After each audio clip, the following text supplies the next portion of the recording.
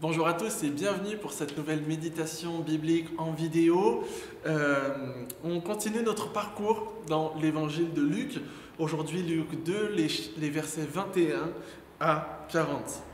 Après que Jésus soit né, Jésus va être présenté au temple comme la coutume le veut. Et alors, à nouveau, je ne reviendrai pas sur tous les éléments de ce texte parce que je les ai déjà abordés dans une prédication que vous pouvez retrouver sur le site internet. Mais Jésus va être présenté au temple. Et on voit plusieurs réactions qui vont nous montrer, encore une fois, que cet enfant n'est pas juste un enfant, mais qu'il est en train de se passer plus que ça. Les réactions qui vont avoir lieu à ce moment-là, c'est les réactions de deux personnes qui sont des personnes fortes dans la foi, qui sont solides dans leur foi, qui ont une vraie connaissance de Dieu et qui jouissent aussi d'une longue relation avec Dieu. Et en fait, leurs réactions à eux sont vraiment des réactions qu'il faut guetter, auxquelles il faut faire attention et qui vont venir confirmer que ce qui se passe ici, cet enfant-là n'est pas juste un enfant et c'est le Messie. C'est une confirmation qui va être donnée par des personnes dont la vie, d'un point de vue spirituel, dont la vie compte. Et c'est un exemple pour nous aussi. Est-ce qu'il y a dans notre entourage des personnes dont on peut dire que la vie spirituelle compte ? Étendons cette question, peut-être même à nous-mêmes. Est-ce que l'on peut dire aujourd'hui que nous pouvons être, pour les gens qui nous entourent, des personnes dont la vie spirituelle compte ?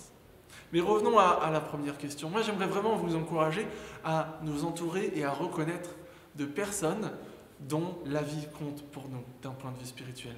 Des personnes dont on va se dire, lui, il peut avoir un avis sur ce que je fais. Lui, son avis, il est important pour moi. Parce que je reconnais qu'il est solide dans sa relation avec Dieu. Parce que je reconnais la sagesse que Dieu lui a donnée.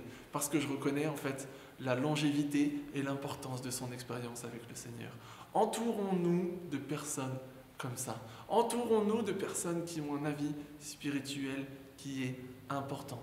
Pour pouvoir confirmer peut-être les directions que l'on prend, comme c'est le cas dans ce texte, mais pour pouvoir aussi parfois les infirmer, pour pouvoir aussi parfois nous remettre sur la bonne route.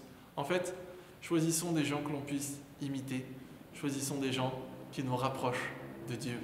Ça ne veut pas dire couper les ponts avec tous les autres, hein.